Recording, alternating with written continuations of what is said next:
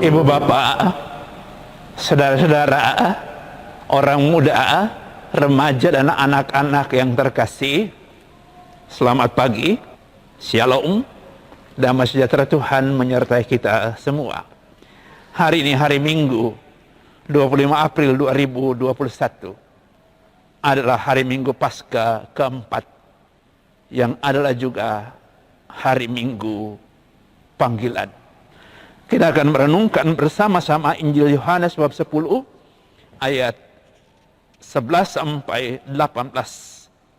Kita siapkan pikiran hati kita untuk itu. Kita buka dengan tanda salib. Dalam nama Bapa dan Putra dan Roh Kudus. Amin. Mari kita siapkan pikiran dan hati kita untuk mendengarkan dan merenungkan firman Tuhan dari Injil Yohanes bab 10 ayat 11 sampai 18. Pada suatu hari, Yesus berkata kepada orang-orang Farisi, "Akulah gembala yang baik. Gembala yang baik memberikan nyawanya bagi domba-dombanya. Sedangkan seorang upahan yang bukan gembala dan yang bukan pemilik domba-domba itu sendiri, ketika melihat serigala datang, meninggalkan domba-domba itu lalu lari. Ia lari karena ia seorang upahan dan tidak memperhatikan domba-domba itu. Akulah gembala yang baik. Aku mengenal domba-dombaku dan domba-dombaku mengenal aku. Sama seperti Bapa mengenal aku dan aku mengenal Bapa, dan aku memberikan nyawaku bagi domba-dombaku. Ada lagi padaku domba-domba lain yang bukan dari kandang ini. Domba-domba itu harus kutuntun juga. Mereka akan mendengarkan suaraku dan mereka akan menjadi satu kawanan dengan satu gembala. Bapa mengasihi aku, oleh karena aku memberikan nyawaku untuk menerimanya kembali. Tidak seorang pun mengambilnya daripadaku, melainkan aku memberikannya menurut kehendakku sendiri. Aku berkuasa memberikannya dan berkuasa mengambilnya kembali. Inilah tugas yang kuterima dari Bapakku." Demikianlah Injil Tuhan. Terpujilah Kristus. Ibu bapak,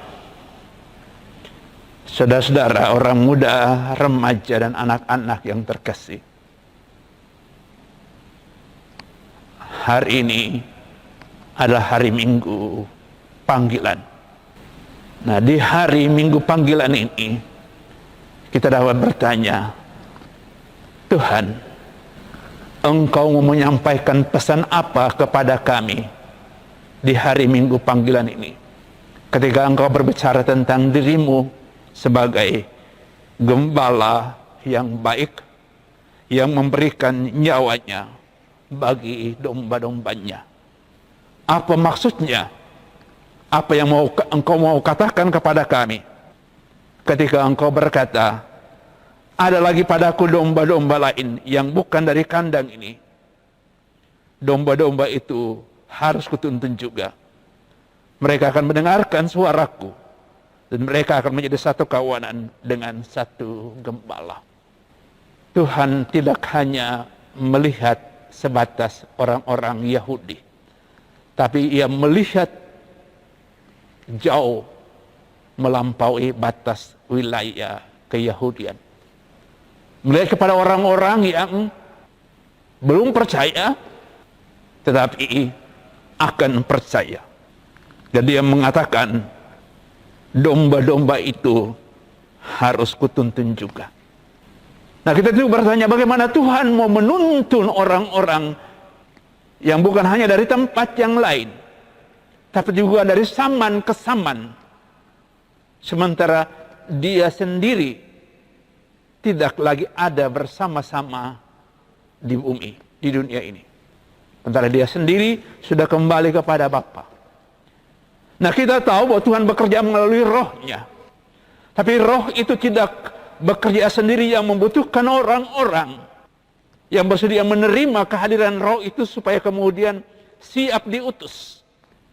Dan banyak dari orang-orang itu sekarang sudah menerima tanggung jawab itu, mengambil bagian dalam kegembalaan, semangat gembala baik dari Tuhan Yesus dalam satu panggilan khusus sebagai imam. Belum terhitung juga mereka yang mengikuti semangat itu, menjawab panggilan Tuhan itu dengan menjadi bruder dan suster. Karena ingin mengambil bagian dalam karya Yesus untuk mewartakan kebaikannya kepada orang lain, untuk menjaga dan merawat domba-dombanya, untuk memperhatikan mereka, untuk menjaga agar mereka tetap bersatu. Domba-domba itu adalah kita.